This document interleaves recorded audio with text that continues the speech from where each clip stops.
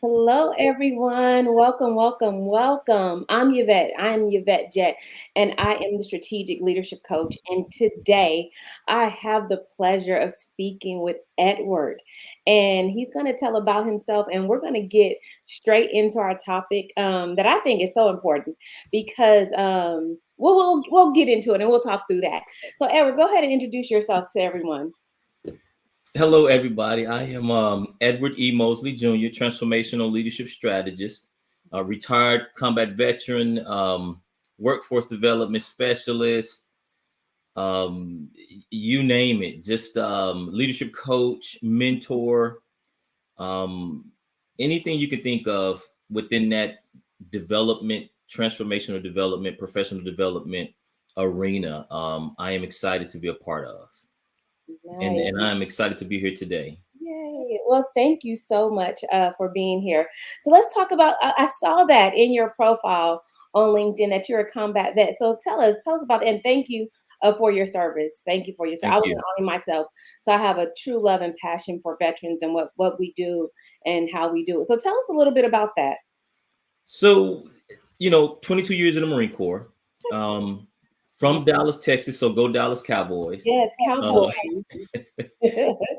retired in 2009. Being in the military, I personally believe that every United States citizen should do 2 years of some type of service. Okay. I Yes. think it gives you a better perspective and a foundation of things that we are accustomed to in the United States that other countries would never have. When Mm, it comes to freedoms, when it comes to voicing our opinions and just liberties and things that we have.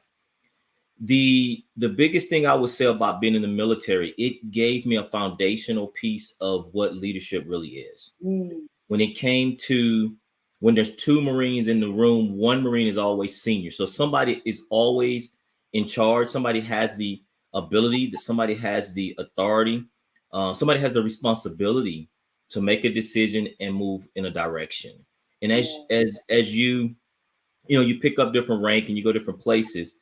One of the places that I participated in was Desert Shield, Desert Storm, Okay. and being in a combat environment and being in an environment that you can't control, you can only kind of predict, Mm-hmm. is Exactly. very key. Because you're looking at the consistency or the predictions of what another enemy will do Right. and their capabilities, and so then you decide to um, make a decision or direction based on the work that you've done to predict what they will do. So Okay. it really puts you in a situation to make decisions, Okay. look at data, look at Mhm. um, the prediction of what may happen, Oh, and yeah. then you have to look at it from the perspective of, if I make a decision, Mhm. what is the impact of those following me? Exactly. Oh, yes. Yeah. So it gives you courage. It builds courage, I should say. And it really makes you find yourself when it comes to empathy, sympathy, Mhm. and looking at those that you lead and how they look at you. That is so awesome. So, do you think that's what shaped or grew your leadership styles and ability? Of course, you're the transformational leadership strategist. So, do you think you gained a lot of those strategies being in the Marine Corps? I do. I really do. So I came in the Marine Corps when I was 18 years old. What? I turned 18 in boot camp. So Wow. everything that I've learned, regardless if it's been right, wrong, whatever, um, it was uh, grinded, instilled, founded based on my Marine Corps journey. Really? And I still remember things to this day that I learned in boot camp. We used to have acronyms, and I'll say one. You probably won't know what it is, but it's JJ did tie buckle. Okay, tell me what it is. But the J is for judgment, Mhm. tact, initiative, integrity. So it's 14 things, but it's little things like that, that shapes who you are and what you make decisions on, your perspective, how people see you, Mm, your integrity. So yes, 1000%, the foundational core principles that I have today Mm, has allowed me to move forward in my career. okay. It has allowed me to be able to make tough decisions, Mm, be mhm, able to understand the impact of those decisions, mm, um, be able to analyze the risk of those decisions, okay. Yeah, and to be able to look at people in their faces and say, hey, this is what we have to do. yeah. This is the impact, what could happen, and allow them to want to be a part of that movement. I like that. And it's powerful that you said that because it was because of the Army and my first sergeant just supporting me in becoming a leader. I never forget the day I said, First Sergeant, I want to be a sergeant. And he said, he was like, okay, let's go, let's do it. I was like, Right. great, Right. let's go. Like, I couldn't run, still can't run, Edward. If I had to save the country with running, we would not make it. So, like, we're going to have to work on that running, though. I'm like, yes, First Sergeant, I'll pass the PT test, but Gotcha. it Yep. might not be fast, but I got you at the board. And it's funny that in moments that I need courage today, I reach back to that deployment, right? Hmm. Being a gun on a 50 cal machine gun and being a sergeant and still knowing that I have to make decisions, I have to look out for those in the truck, and I have to fight the enemy at the same time. Yeah. And I think that is what is phenomenal about the military. And I think that's a good segue into our topic is the power of positive thinking in Mm. leadership. And I've seen this a lot that you talk a lot about positive thinking. So tell us, where does that come from? Where is the foundation for that concept and that thought process? I have to take it all the way back to something I like to walk on is leadership in chaos. Ooh, I like that. And so when you bring in the military and when you bring in a combat environment, you still have to make a decision. You still have to move forward. You have to look at it from the perspective of, okay, it's not just me. Yeah. So you have to be able to um, lead with authenticity, Mm, transparency, and be vulnerable in those moments. Those are my three core principles that I really walk, teach, coach, mentor on. okay. When it comes to positive, that topic is so used, and when it comes to the transformation and all that, what does that really mean? Exactly. It's Exactly. it's like if if I don't know myself, Mm, that's why I really talk about a lot of self-discovery, self-awareness. mm. As a leader, we have to know who we are in order for positive thinking, positive Okay. inspiration, positive empowerment. Mm. I think those all tie together. If I'm not a happy person on the inside, Exactly. then how can I exude or push off happiness? I'm living a fake life. Exactly. You know, Or just a miserable life, right? a And making miserable other life, right? people miserable around you. Yeah. Um, so how does a leader get to know themselves? If that's the key, right, to Mhm. thinking positively as a leader, how do you get to know yourself? And once you know yourself, how do you stay true to yourself when you're under so much pressure? Yeah. So that was something that I struggled with for some years. Okay. I really did. And you see people um that you like, that empowers you, inspires you. Oh, I want to be like that person. Mhm. But then you see something that may have brought that person down, a Yeah, fault they had. right. And I think sometimes we get so caught up in this this big super aura about, oh, that person is great, Okay. until we can't meet certain expectations, and then we self-sabotage our own selves. Oh, wow. No matter what we are, I dealt with imposter syndrome. I have all the credentials, all the certificates and diplomas you can think of, but I still dumbed down my Ooh, experiences on my own resume for years. really? So the first thing I had to do was I really had to step back Mhm. and define who my ideal person was. Who did I want to be? Mm. And when I was able to drill down that, Mhm. um, I was able to see, okay, this is where I want to be. Okay. Then I had to go backwards. See, I do a lot of backwards thinking. Okay, I I like mind that. map a lot. Yes, I like And that. once I identified who I really wanted to be as a person, Mm. um, forget being a leader, just as a person, what I wanted to stand for as a person, and then I had to figure out the outside noise did not Mm. matter. It didn't Ooh, matter any freaking more. It didn't matter. the outside. Ooh, Edward, that's powerful. You have to quieten that down, and that's what a lot of people struggle with that, vet. That's a struggle. That's a they struggle. they want, what does this person think about what I'm going to say? What does this person think about what I'm going to post? What does this person think about this car, or if I'm doing this?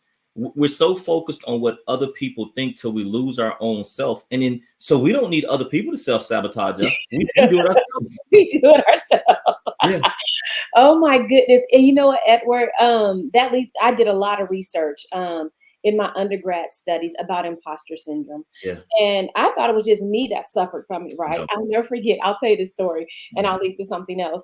I was in an organization and they said, Yvette, you might want to change the way you speak because no one understands it. Yeah, And I was like, what? Like it's in the dictionary. I'm not making this up. Like these aren't things I made up. And I never forget at work how long it took me to bring myself back up.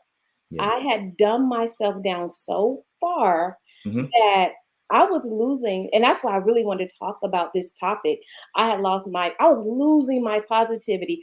I was losing my natural self, Yeah, dumbing myself down to make other people feel comfortable because the noise was so loud. yeah, And I said, "Oh, I'm out of all the things I achieved." I said, I didn't feel worthy enough. I didn't feel good enough. So where do you think that stemmed from?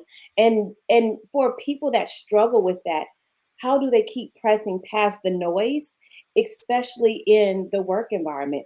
Because the noise can be shattering and deafening because it's attached to your livelihood, right? yeah. And that's the hard part. It's attached to someone's livelihood.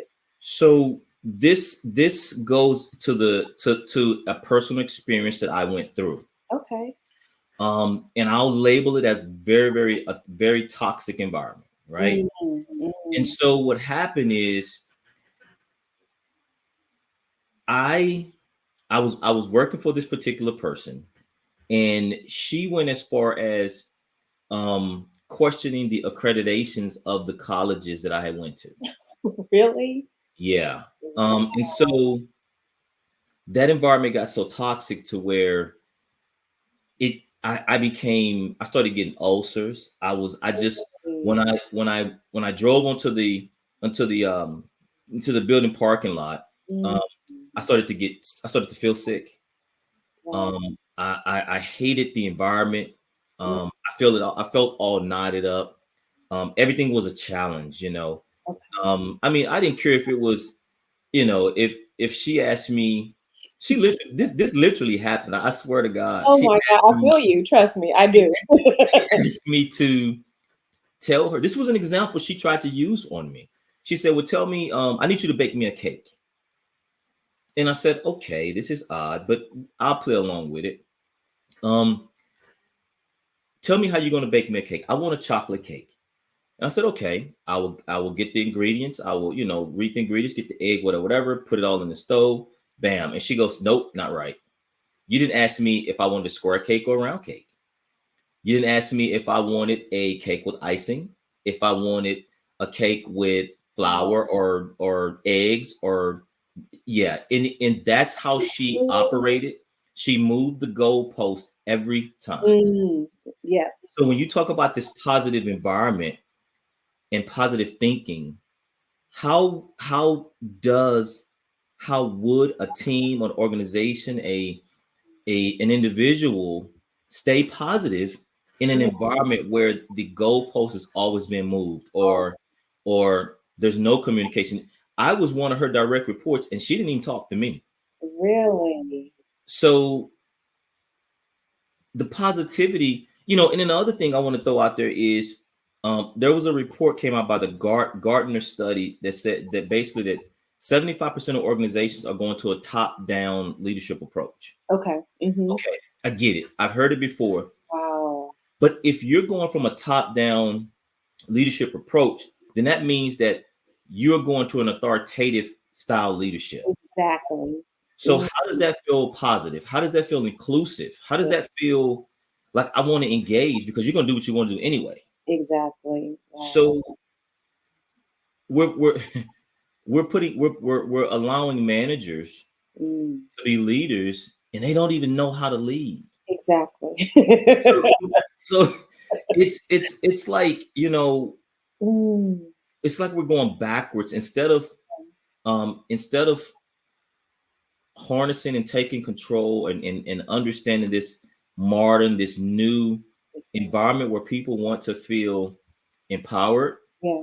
They want to feel as they are a part of a group, Mm. that they mean something. Um, we're going backwards. Yeah. Like, why do I care if you're walking your dog for Exactly. 20 minutes when you're teleworking because your productivity is up? You're up. Exactly. Why You do I really care? shouldn't. You really shouldn't. Like, and it's funny that your example, right? It's funny and it's sad. It's funny because I understand that example, right? I've lived the similar Mhm. example where it was just ridiculous at the questions I was being asked by a manager, right? I'm like, you're asking me? Like everyone's been here for 25 years and y'all did the same thing. Like it hasn't changed. And it didn't change after I left Edward. Like it's It still is. It is. it's Yeah. like Yeah. still the same. Like, Yeah. and I was trying to be this new, leader, like going in, like gun ho, like y'all still the same. So let me go on with myself. And I think one of the things I heard you say was empowerment, right? Mhm. And it seems like empowerment and positivity are related. Yeah. Then we talked about the top down approach of leadership. Yeah. So, what do we do when we need to be empowered and positive at the same time?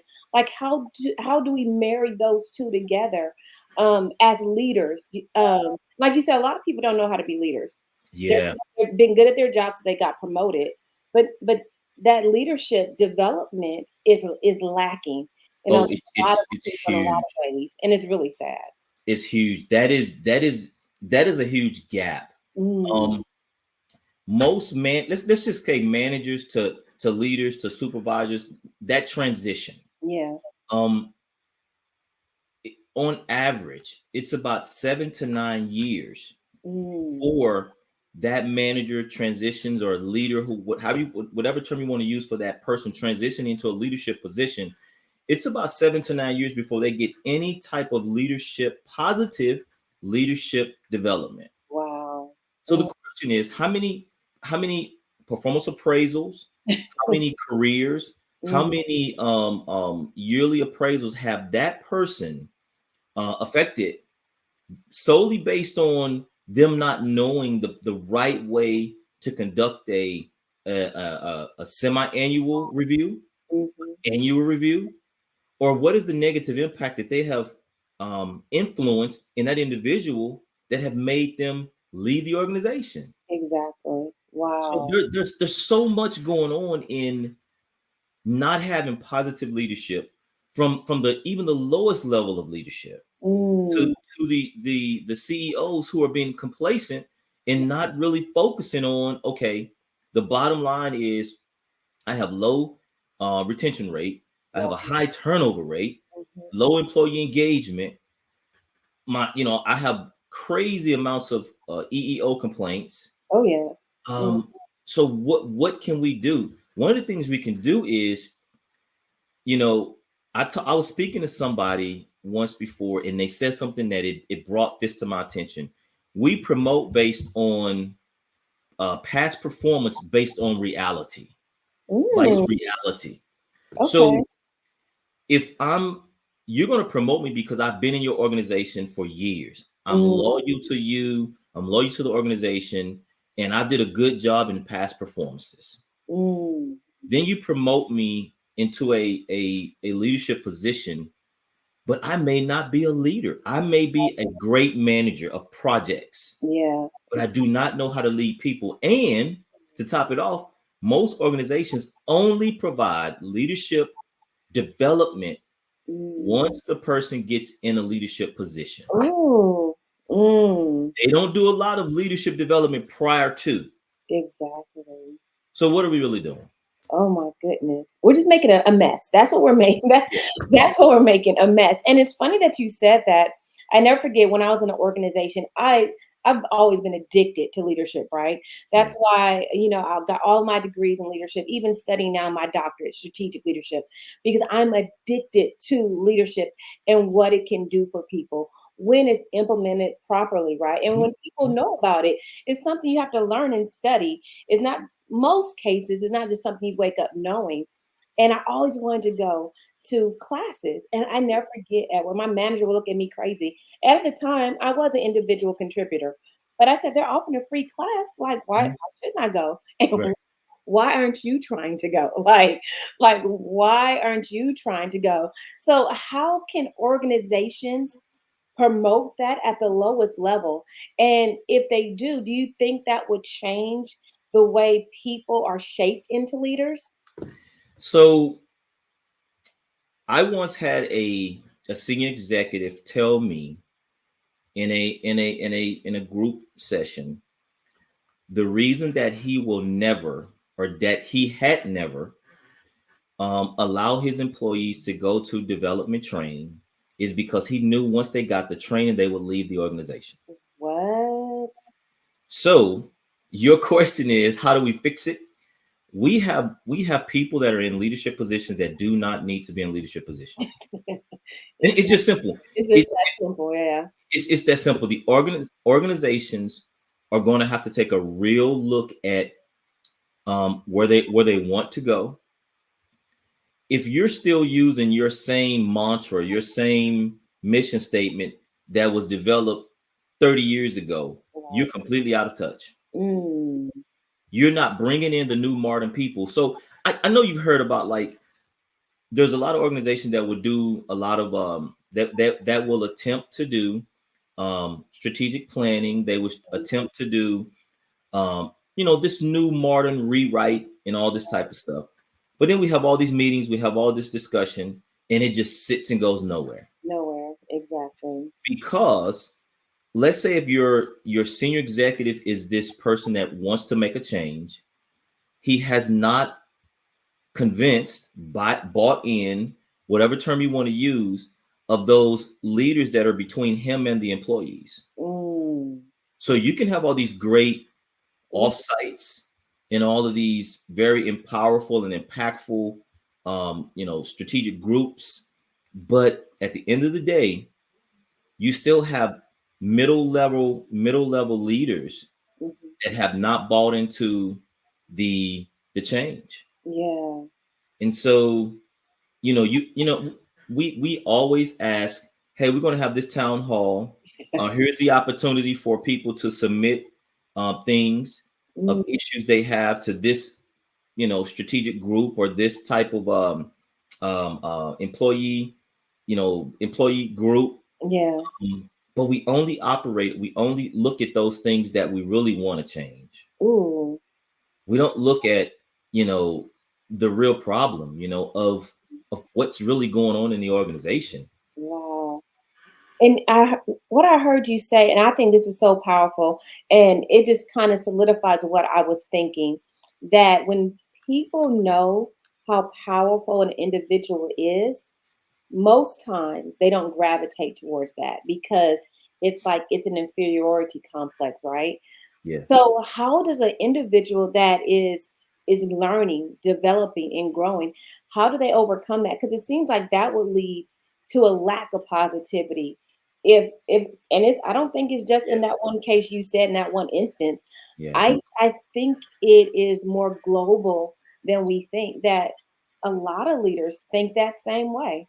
So I got a quick answer to your question. Okay. It's gonna be quick. Oh my goodness. Okay, make it quick then.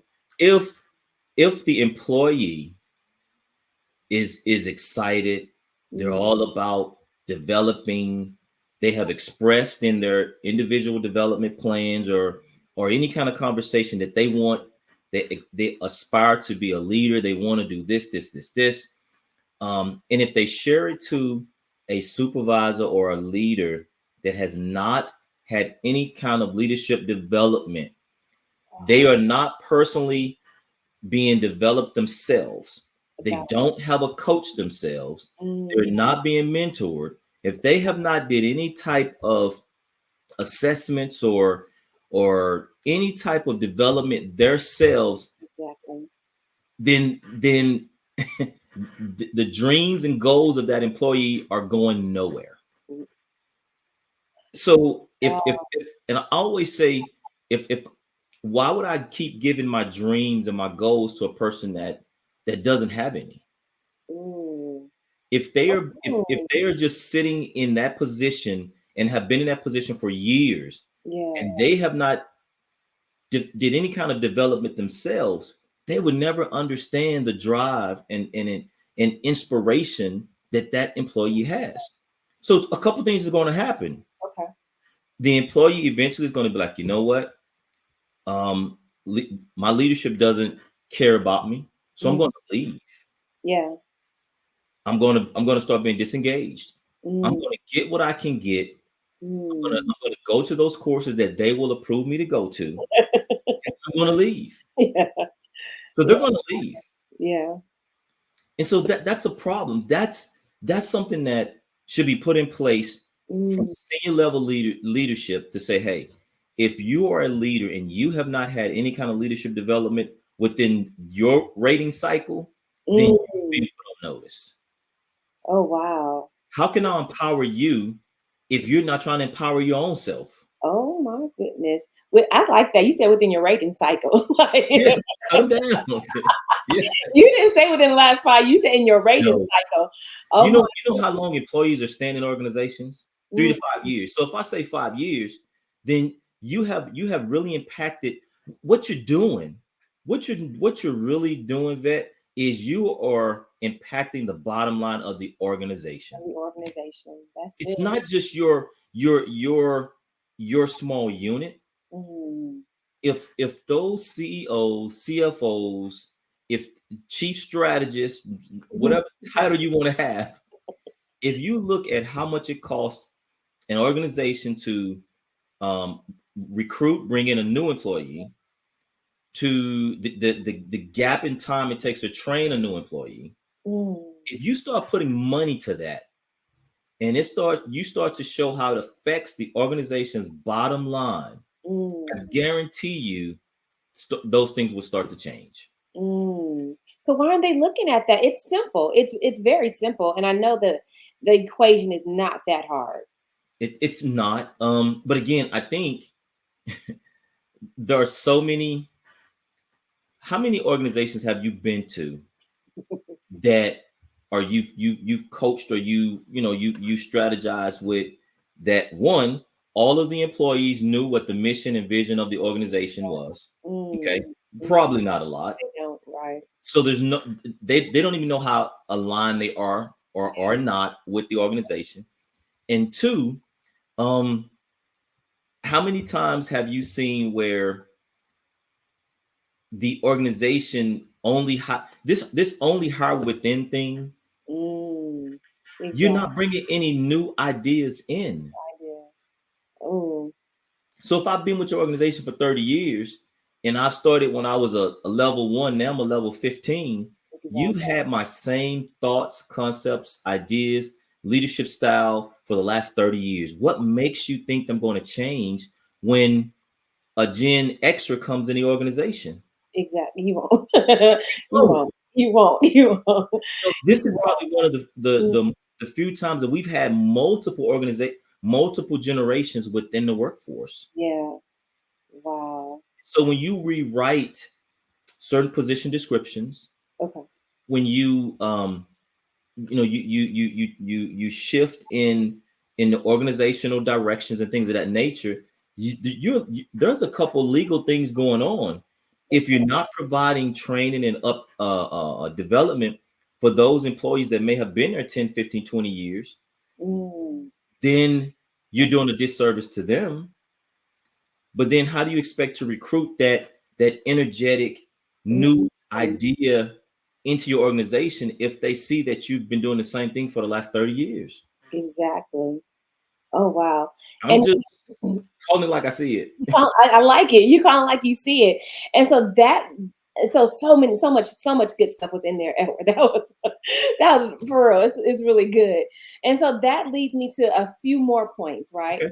That new people bring new energy. Yeah. New energy brings new positive thinking, right? Yeah. Also, I see a lot of organizations, and if I could stand on a podium, I would caution against it, making everybody go back into the office Yeah. because you're limiting your diversity of thought and of Yeah. people.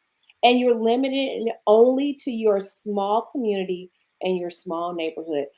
What I have seen going into different organizations, especially during COVID, especially during remote, the screen looks so different and diverse. Yeah. Where before, it wouldn't look that Yeah. different, right?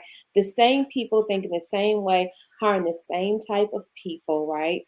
So then you have these micro people, micro Mhm. cities in this place where it never goes macro. So how do we fight against that? How do we kick the door in to that thinking and that concept, especially with our newer generations? I Yeah. don't I don't see the It's need a for that. That's a great question. And one of the things that I used to ask um, some of the senior leaders that I would be talking to is, prior to COVID, let's look at your employees prior to COVID. Did Mm, you write them? Let's say if the scale is 1, 3, and five being outstanding, okay. how many of those same employees did you write as a level 5? And Mm, they would say, yeah, great number, raise their hand. Yeah, I did a lot of them. Okay, now let's go into COVID. mm, During COVID, how many of those same employees did you still rate a 5? mm. Or did you rate them as a 3 or a 1 for substandard? Okay. None of them said ones. Mm, They either maintained 5 or they went to 3 average, or they maintained 5s. mm. Or some of the 3s went to 5s. Oh, wow. So to your point, I've actually seen where employees training um, during COVID Hmm. increased because those employees that may not have been able to go based on their supervisor saying no to in-person training, Exactly. they went to training virtually. And so you saw, like you say, that screenshot became very diverse Yes. because people were able to go to virtual training. Yeah. Mm, I've also seen where organizations in a virtual world, in a remote world, in mm. a telework world, Yeah. they're able to hire people with great experience and Exactly. knowledge that may be on the other side of the country. Exactly. When we won't pay that same person to Mm, move to the new location to get that same experience. wow. Now, I say all that to say this. Tell me. Tell me. I'm in the Virginia area. Okay. And so going from where I live to potentially up in Northern Virginia could take me an hour and a half, Okay. roughly, each way. Now, if you add that up, that's 3 to 4 hours a day A day. I'm on the road. Exactly.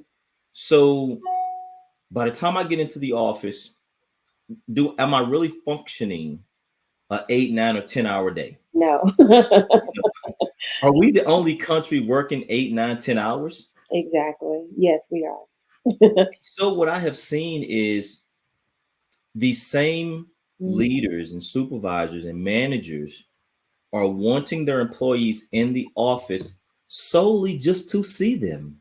to see them. Yeah. Mm, And I'm not getting, and that's why I made that statement earlier about who cares if I'm walking my dog for 30 minutes because I would be taking a lunch break exactly. And going to the bathroom 10 times. and going And to the, smoke. or hey, if I smoked, then I'll Exactly. be taking a cigarette break every 15 minutes. Exactly. And I So gotta get coffee too. I gotta get coffee right, every couple gotta get hours. caught. And I just think that's one of the things that those organizations that are succeeding, Yeah. they made that pivot. Mm, They made the pivot and understood, hey, let's look at what has changed since COVID. yeah. We've had increased growth. We've had increased employee participation. Our productivity has increased. Because technically, if you're working a 9 to 5, you go into the office, you leave the office.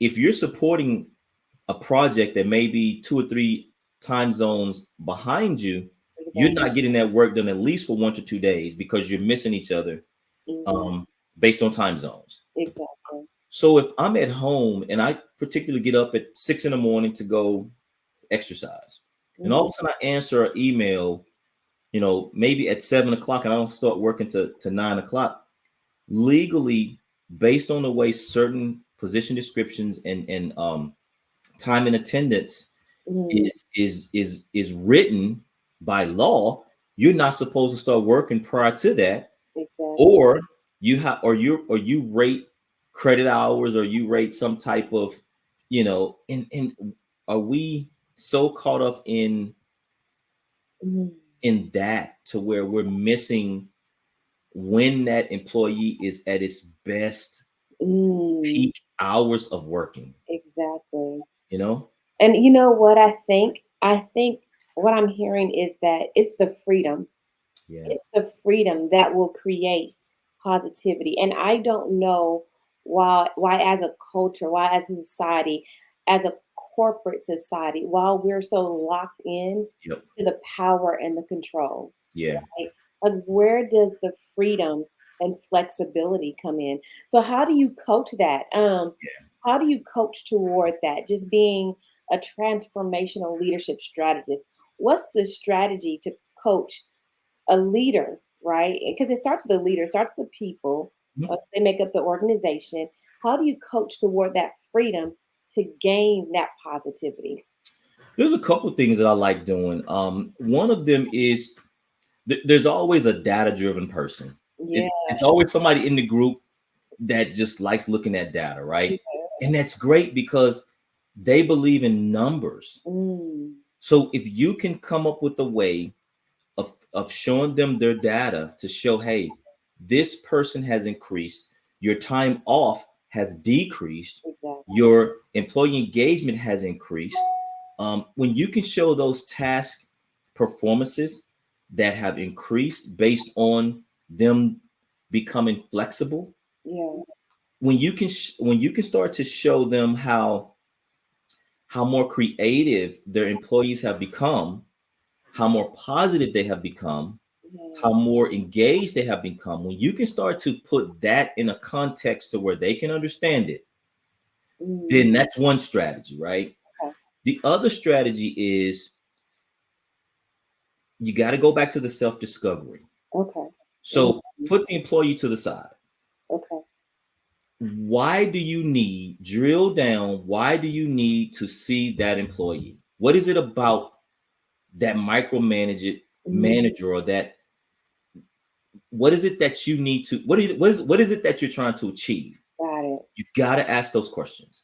And Okay. so then the question is, okay, why?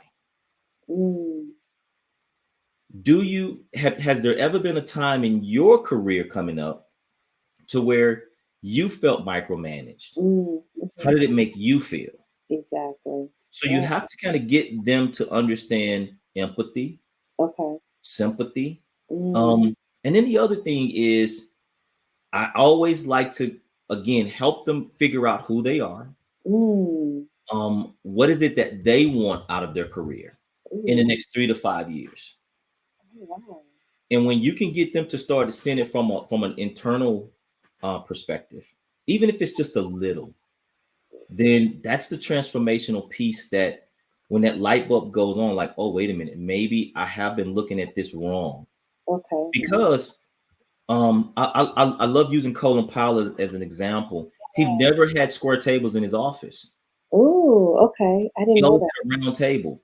Mm, And the concept of that was he did.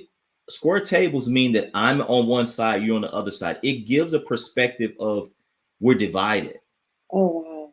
But a round table allows me to get the understanding of, well, I have a voice, I have an opinion.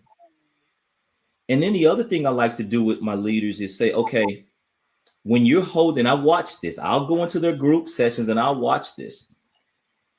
In a 30-minute session or a 10-minute session, whatever session it may be, a team huddle, whatever, how many minutes did the leader talk? Ooh. Mm. Yeah. That's Did they talk the entire time or did they just listen? wow. And it's those little things like that and you have to show it to them. And I like doing the transcripts and the audio, because you can see in a 30-minute session, if they talk 20 minutes, you're talking too much. Talking to them. You're not allowing your employees any time to fail. You're not Mm. giving them time to have a safe space to show their creativity, Yeah. because you're going to get the final word. I hear that. Yeah. So you hired them to do a job. Mm. You once believed that they had the ability to do something that you needed them to do. Exactly. They filled the gap that you had. Mm. So why are you not allowing them to do that for you? Mm. And then we get even deeper. We get even deeper. Like if you are a personality person, Mm. Mm-hmm. what type of people do you want around you? Mm. Do you want B personality people, C personality people? Or are you the Mm. smartest person in the room? Oh, wow. So it's little things like that when I do the kind of the coaching sessions or the strategy sessions, it's where I allow them to really see from a different perspective. Mm. And the one last thing I like to do also is um, that 360 feedback. Yeah. Um, I don't like doing it from their peers. Okay. Oh, really? I like getting it from the juniors.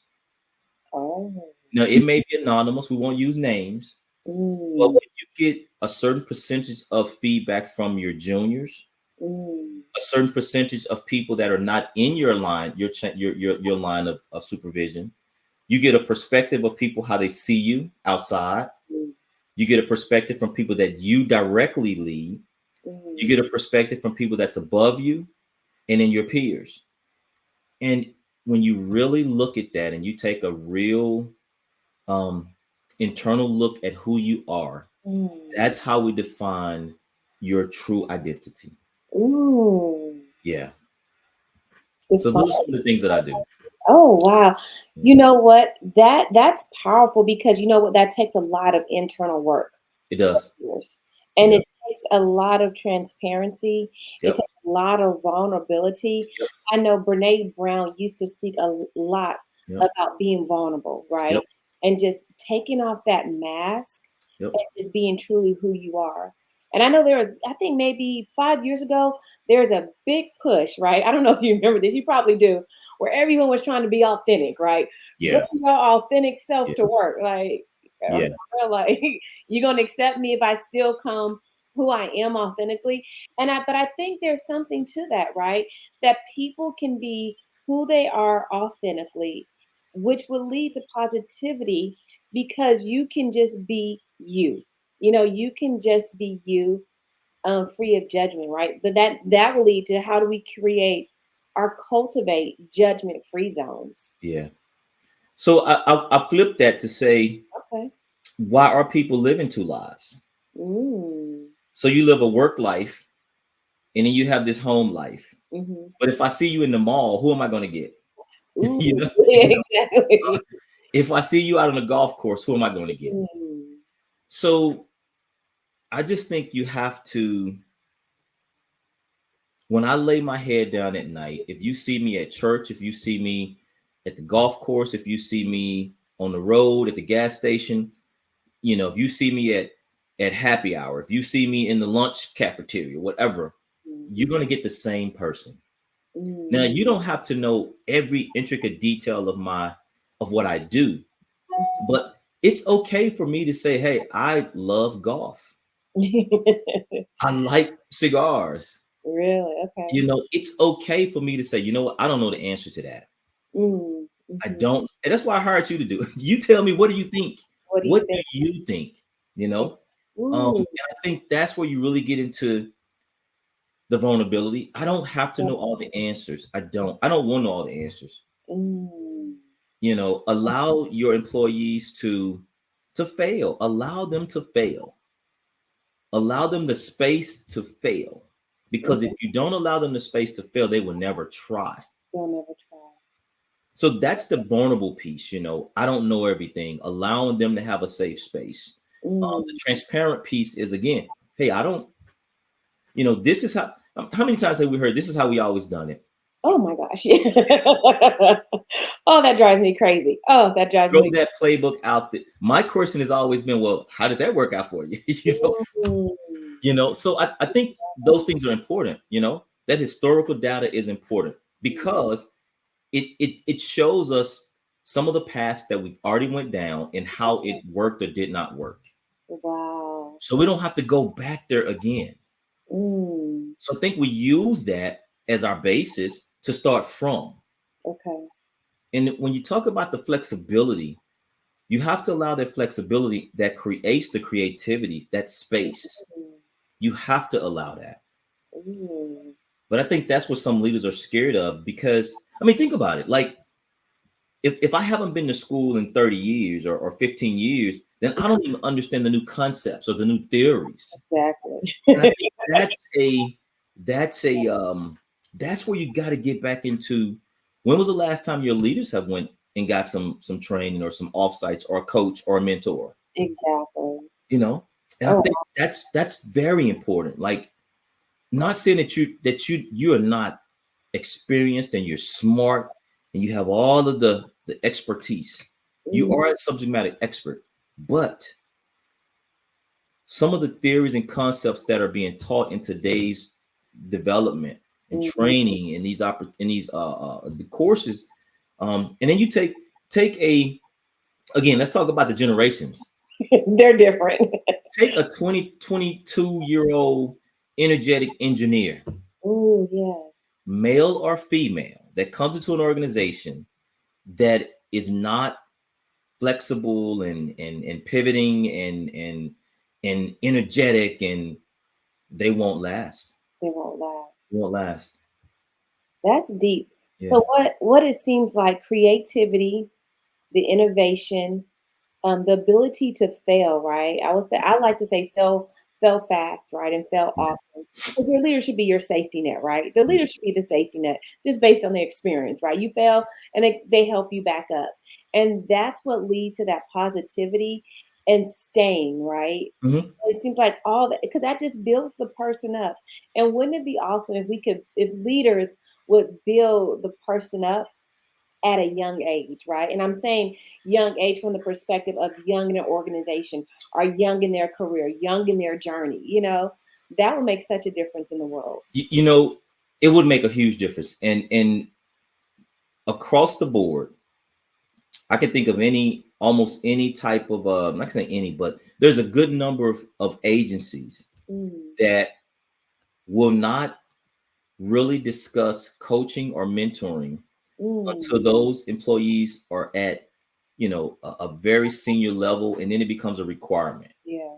especially when you're a senior executive. Mm, Most of them at that level have coaches or mentors or consultants. mm-hmm. But here's back to your point. If I'm just getting to an organization, I'm freshly out of school, I'm brand new into this. What if I moved across country to join this organization? First of all, I don't know the area that I'm in, so that's a problem. Yeah. My family is kind of still a little uneasy. I'm Mm, learning the organization.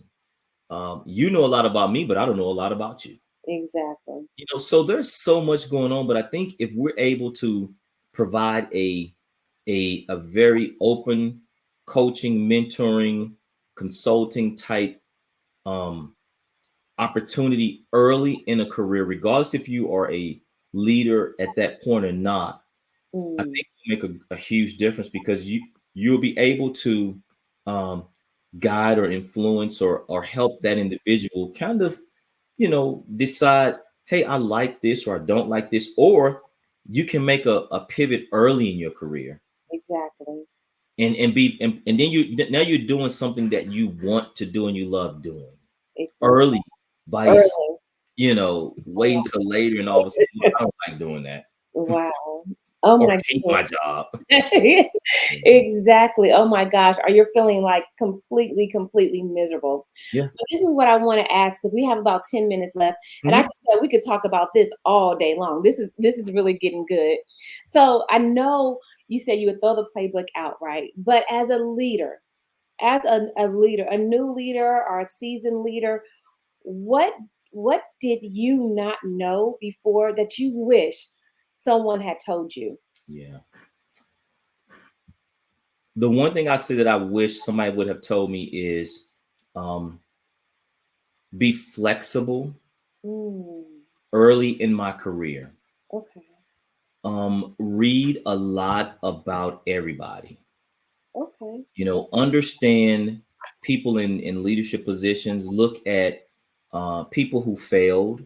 Okay. Look at some of the decisions that they made. So Mm, we do a lot of there's a lot of required reading in the military. yeah. You know, you have to learn, who the commandant is, who the leaders are, and their philosophies and things of that nature. And I think if that type of environment Mm, is offered early in a person's career, then they will be able to maybe define or have a better vision mm, of where they want to be. Now I go back now. If I didn't go through the chaos that I went through, mm. um, I wouldn't be where I am today. Okay. So you're gonna have to go through some things, but during those times that are most difficult, you have to understand just to be flexible. That's Be flexible. Find your true self. And mm, again, I go back to those to be authentic, transparent, and vulnerable. okay. And I think if somebody would have taught me that earlier in my career, then I would have maybe not made some of the decisions, maybe some of the bad decisions I made, Okay. or I would have been able to understand that we're all different. Yeah. That's Oh, the piece about being flexible is we're all different, and you may be so energized between 7 and 9 o'clock in the morning, I am. but you may not be as energized at 2 to 4 in the afternoon. No, I'm not. But you know what though? So why are you coming to me at 2 and 4 in the afternoon and expecting this creativity out of your brain? I think that's Exactly. what being flexible and knowing your employees is all about. So Mm, the big word I would say is to be flexible flexible. early in your career, take chances, Mm, and don't get pigeonholed into one direction. So be very flexible. Yeah. I And keep like learning, keep learning, keep learning, keep learning. keep learning. And I'm so shocked. Well, one of my favorite authors, one of the legendary leaders that I love to read is John C. Maxwell. Yeah. Like he's my go-to for any and everything. And I'm so shocked when leaders don't know who he is. Yeah. I'm like, he's everywhere. Like he's the easiest person you can find about leadership if you can't find anyone else.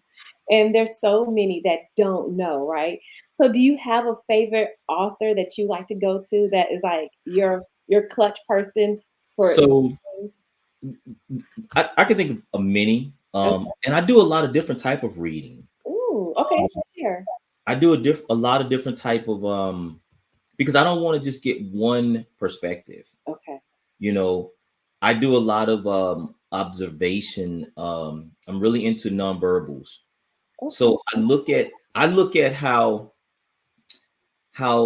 Congress operates. Mm, I look at how um politics work. I look at how politics work in organizations. So I do mm, a lot of different type of leading because I want to be kind of well rounded when it comes to whatever environment I'm in. But it's okay. funny you mentioned Maxwell because he's one of my favorite books that I go to all the time as well.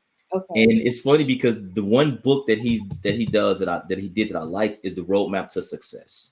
And Mm, I really like that one. I like I like a lot of like I like Barack Obama's books. Yeah. Colin Powell. Oh, yeah. Who else? I'm more of a hmm motivational I like kind of that. read. Mm. I want to know why an organization or individual is why do they do what they do? Why did they do that? Why? Mm. I like that. That is truly powerful. That really, really is. Thank you, Edward, for sharing all of this valuable information. It's been so amazing to talk to you. Is there any one nugget that you would love to Hmm. leave with our listeners? Any final nugget? This is a final nugget that I will leave because this is what I'm living in 2024. Um, and we just went to church service, and one of the big things that really stuck into me was the number eight. So Okay. 2024 is equal up to eight, Okay. and it's the year of new beginnings. Mm. And one of the things that I'm doing this year is I'm not looking at how I used to do things in my past. Okay. I'm looking and acting and walking and doing things of new. Wow. So I think you look at everything that you've been through, and then you do a real self-assessment and you say, okay, what can I do different? How can I make myself better? Mm. Um, how much how can I help other people? Okay. Mm. So I think the more you help other people, um the more fulfilled that I think you are. Really? So I think Helping. you have to give Yeah. more. I think for me, it's giving more, Okay. understanding more, being quieter. Mm. I Yeah, like that. And I think I need to volunteer more. That's my biggest thing. yeah, Just because it just really, really fuels my soul. It yeah. really does. So, final question is, what are we not talking about as leaders that we should be talking about? Everything. Mm. I think that again, I don't believe in this top-down approach. Oh, wow. I don't. I think for 75% of organizations across the US to be going to a top-down approach, we're Mm. going backwards. Wow.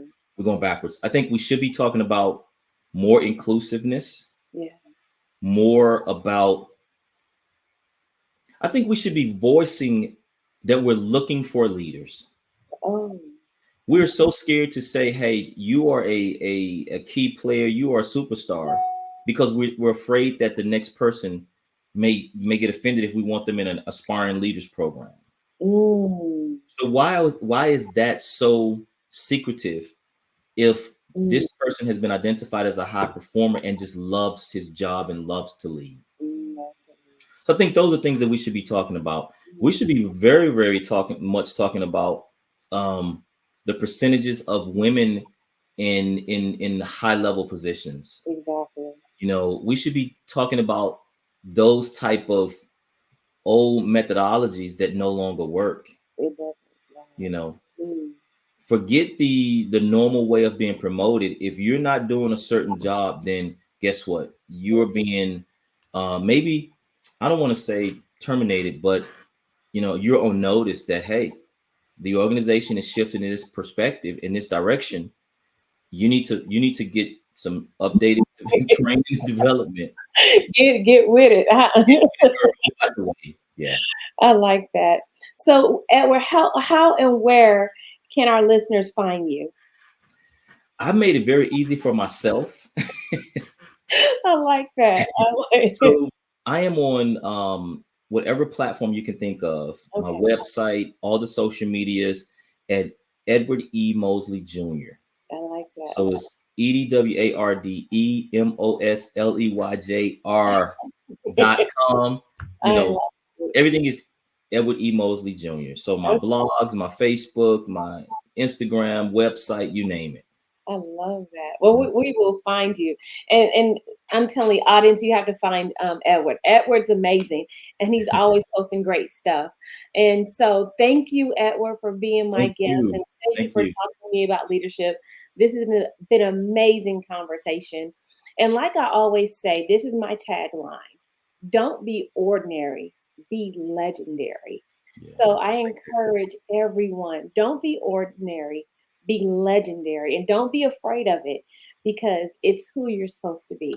Yep. But everyone, have a great day and thank you for tuning in. And we'll see you on the next episode. And Edward, you have a great day and thank you so much for everything. You too. And thank you for having me. Awesome. My pleasure. Bye for now.